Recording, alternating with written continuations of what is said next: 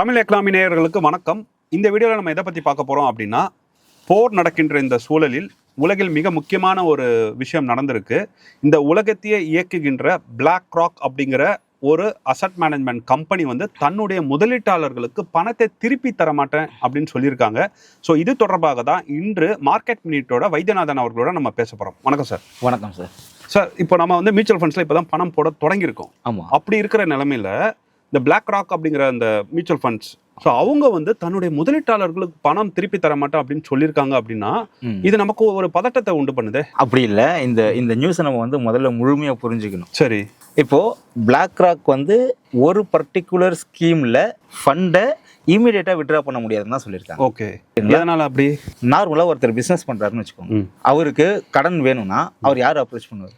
Bank approach. So அப்போ bank வந்து சில நார்ம்ஸ் வச்சிருப்பாங்க, அதை இவர் மீட் அவுட் பண்ணிட்டாருன்னா இவருக்கு லோன் கிடைக்கும். கண்டிப்பா.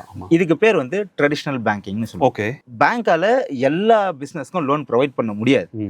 அப்போ அவங்க என்ன பண்ணுவாங்க அப்படின்னா, அசட் மேனேஜ்மெண்ட் கம்பெனிஸ் அப்படி இல்லைனா என்பிஎஃப்சி இவங்களை வந்து அப்ரோச் பண்ணுவாங்க. ஓகே. இந்த மாதிரி அப்ரோச் பண்ணி லோன் வாங்கினாங்கன்னா இதுக்கு பேர் ஷேடோ பேங்கிங்னு பேர். ஓகே, இன்னொரு தனி நபர் கடை, தனி இன்ஸ்டியூட்டை போய் வாங்கணும். இதை என்ன சொல்லுவாங்க அப்படின்னா பிரைவேட் கிரெடிட் மார்க்கெட் அப்படின்னு சொல்லுவாங்க. ஓகே. நார்மலா ஷேர் போய் வாங்குறது ஷேர் மார்க்கெட். பிரைவேட் கிட்ட கடன் வாங்குறாங்க இல்லையா, சோ தட் இதுக்கு பேர் பிரைவேட் கிரெடிட் மார்க்கெட். இதோட வேல்யூவேஷன் எவ்வளவு தெரியுங்களா? $2 trillion. அதாவது பிளாக் ராக்கோட வேல்யூவேஷன் வந்து பாத்தீங்கன்னா 12 ட்ரில்லியன். ஆமா. இந்தியா ஜிடிபி எவ்வளோ? 4 trillion தான். அதை விட நான் 3 மடங்கு பெருசு. அது பிளாக் ராக். சரி, நான் சொல்றது இந்த பிரைவேட் கிரெடிட் ஃபண்ட்ன்ற இந்த பர்டிகுலர் கேட்டகரிக்கு மட்டும் அதோட வேல்யூ மட்டும் $2 trillion.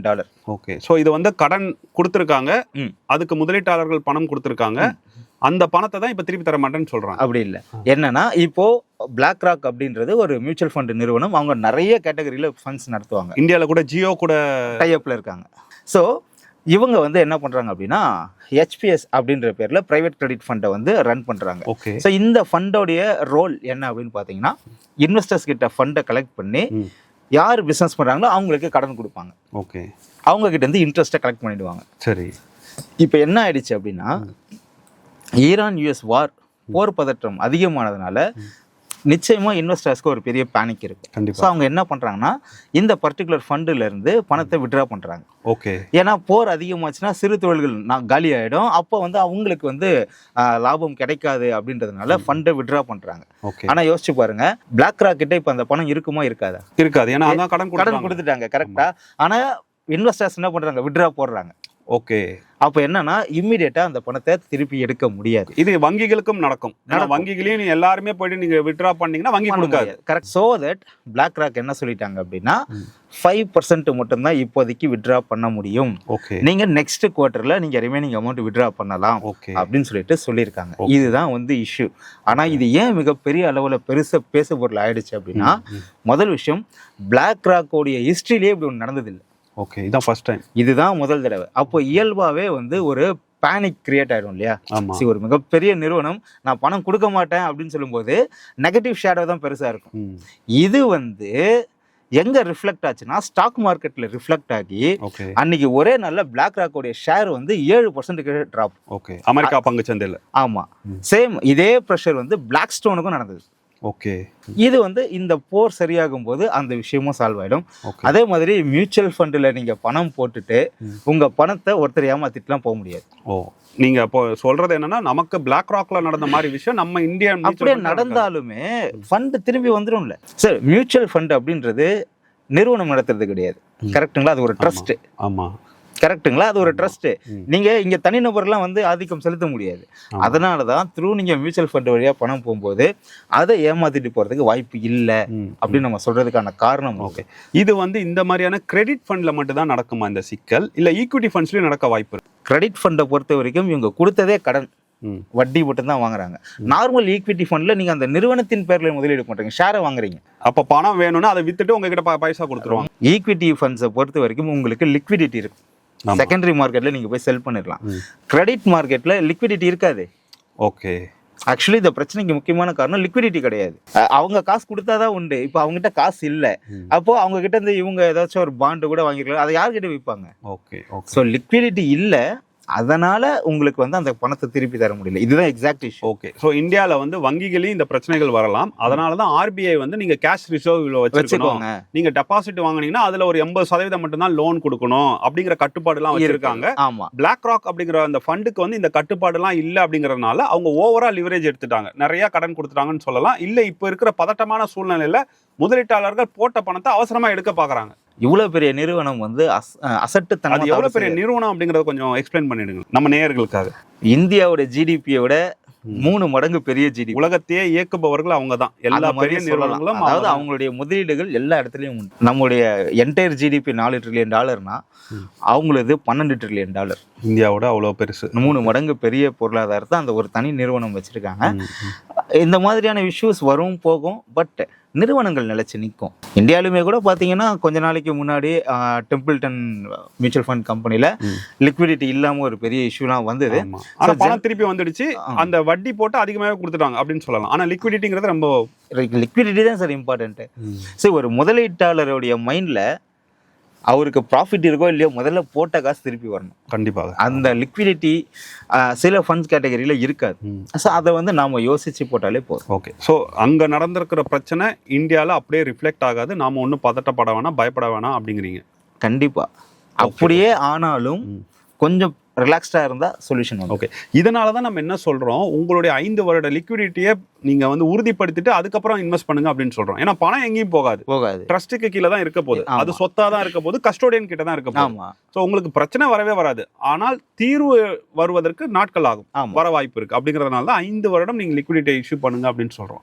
ஸோ இந்த பிளாக் ராக்லேயே இந்த பிரச்சனை வரும்போது இது வந்து பல இடங்களில் பரவும் அப்படின்னு வர சொல்கிறாங்க. ஏன்னா அவ்வளோ பெரிய ஃபண்டே வந்து பணம் திருப்பி கொடுக்க முடியாதுன்னா அது உலகத்தில் மற்ற இடத்துலலாம் இருக்கும். இப்போ என்னன்னா ஈரான் வந்து ஃபைட் பண்றாங்க அப்படிங்கிற நியூஸ் வருது, நமக்கு அது சரியான தகவல்கள் வரல. அப்போ இது இன்னும் நீண்டுட்டே போச்சுன்னா பிளாக் ராக் மாதிரி பல ஃபண்டுகள் வந்து பாதிக்கப்படுமா சார்? அதாவது எல்லா ஃபண்டு கேட்டகரியும் பாதிக்கப்படலை, வெறும் கிரெடிட் ஃபண்டு கேட்டகரி மட்டும்தான் பாதிக்கப்பட்டிருக்கு. ஓகே. அதுலேயும் ஒரு பர்டிகுலர், அதாவது ஒரு குறிப்பிட்ட நிறுவனங்களில் தான் இது வந்து வெளியே வந்திருக்கு. அதுக்குள்ளவே இந்த நிலைமைகள் சரி பண்ணிடுவாங்க. ஸோ நெக்ஸ்ட் குவார்டர், ஏன்னா இந்த குறிப்பிட்ட பகுதிகளில் இருக்கிற நிறுவனங்களில் மட்டும் அவங்க இன்வெஸ்ட் பண்ணிருக்க போறது இல்லை, மற்ற இடங்களில் பண்ணியிருப்பாங்க. அங்கே லிக்விடிட்டி கிடைச்சிருச்சுன்னா ஃபண்டு கிடைச்சிரும், இன்வெஸ்டர்ஸ்க்கு ஃபண்டு திரும்ப போயிடும். பட் ஆனால் அப்படி கூட பண்ண முடியாதுல்ல. இப்போ நம்ம நீங்கள் இப்போ பாதிக்கப்பட்டிருக்கிறது வந்து ஒரு 260,000 பில்லியன் ஏதோ பாதிக்கப்பட்டிருக்கு. ஆனால் இவங்க ஃபண்ட் சைஸை வந்து 12 trillion அப்படிங்கும்போது நம்ம ஸ்கீம் மாத்திலாம் கொடுத்துட முடியாது. அப்படி கொடுக்க முடியாது. அந்த லிக்விடிட்டி கிடைச்சிச்சுன்னா பணம் வந்துடும்ல. ஓகே. அந்த ஃபண்ட்லயே அந்த ஸ்கீம்லயே லிக்விடிட்டி கிடைச்சிச்சுன்னா உங்களுக்கு பணம் வந்துட போகுது. ரெண்டாவது அவங்களுடைய ஃபண்ட் சைஸே எவ்வளவு இருக்குன்னா அவங்க எவ்வளவு ப்ராஃபிட் வச்சிருப்பாங்க, ஓன் கேஷ் எவ்வளவு. உண்மைதான். ஸோ அதனால வந்து இது ஒரு டைம் எடுத்து சரி பண்ணிடுவாங்களே தவிர ரொம்ப பெரிய இஷ்யூவா மாறிடும் அப்படின்றதுக்குலாம் வாய்ப்பு. ஸோ நாம எதுவும் ஒரு முன்னெச்சரிக்கை நடவடிக்கை அப்படிலாம் இது வந்து நம்ம தெரிஞ்சுக்கலாம். ஓ, இப்படி ஒரு இஷ்யூ நடக்குது, இந்த விஷயத்துல இப்படி நடக்குது. இப்போ ஷேடோ பேங்கிங்னு ஒரு வார்த்தை நீங்க இதுக்கு முன்னாடி கேள்விப்பட்டிருக்கீங்க? ஆமா, நான் கேள்விப்படல. இந்த மாதிரிலாம் ஒரு விஷயம் இருக்கு, எக்கனாமிக்ல இந்த மாதிரிலாம் இருக்கு.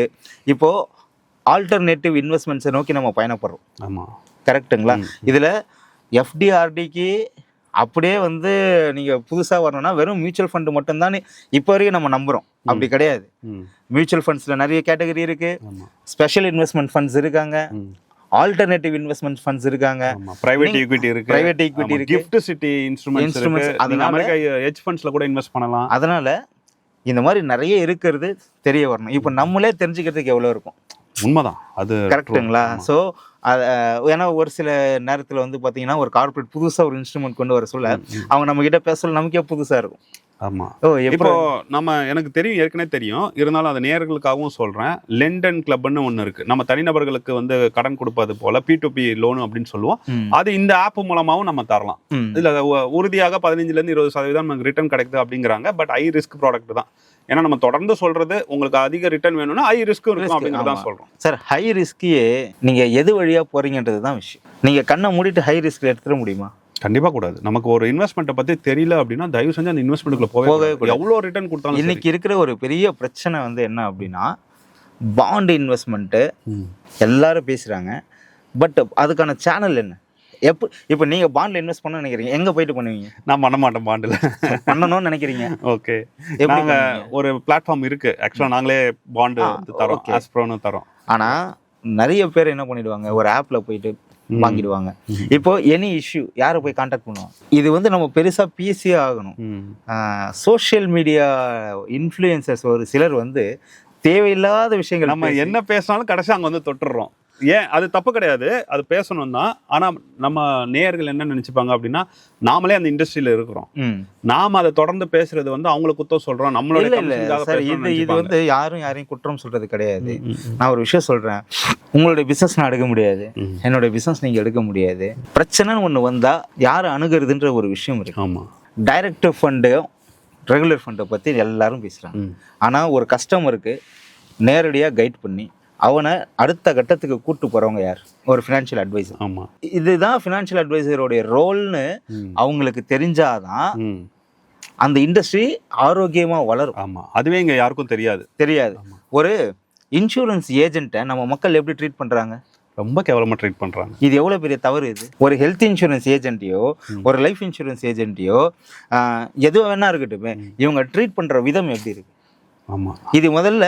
ஆனா இவங்களால இவங்களுக்கு தான் ஆதாயம் அடைய போறாங்க. ஆமா, ஆனா இவங்க என்ன நினைச்சுக்கிறாங்க அப்படின்னா, ஏதோ நம்ம இவங்களுக்கு ஒரு சகாயம் பண்றோம், ஒரு பெரிய ஹெல்ப் பண்றோன்ற மாதிரி மென்டாலிட்டி. அப்படி கிடையாது. அந்த விஷயத்த மாத்தணும்ன்றது தான் நம்ம யோசிக்கிற விஷயம். Correct sir.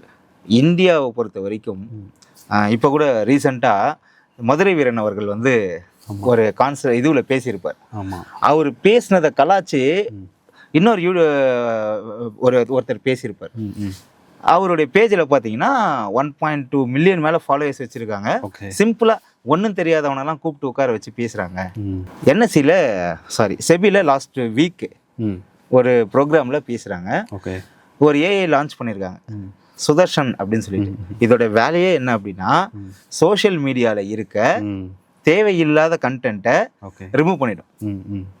அப்போது அவங்கள கேட்கும்போது அவங்க என்ன சொல்றாங்க அப்படின்னா, இந்த மாதிரி இன்ஃப்ளூயன்சர்ஸை நாங்கள் கேலிப்ரேட் அப்ரோச் தான் பண்றோம், ஹார்ட் ஹேண்ட் அப்ரோச் பண்ணலன்னு சொல்றாங்க. அதாவது யார் வேணாலும் இன்ஃப்ளூயன்ஸ் பண்ணலாம், ஃபினான்ஸ் சப்ஜெக்ட்ல பேசலாம், ஆகணும்.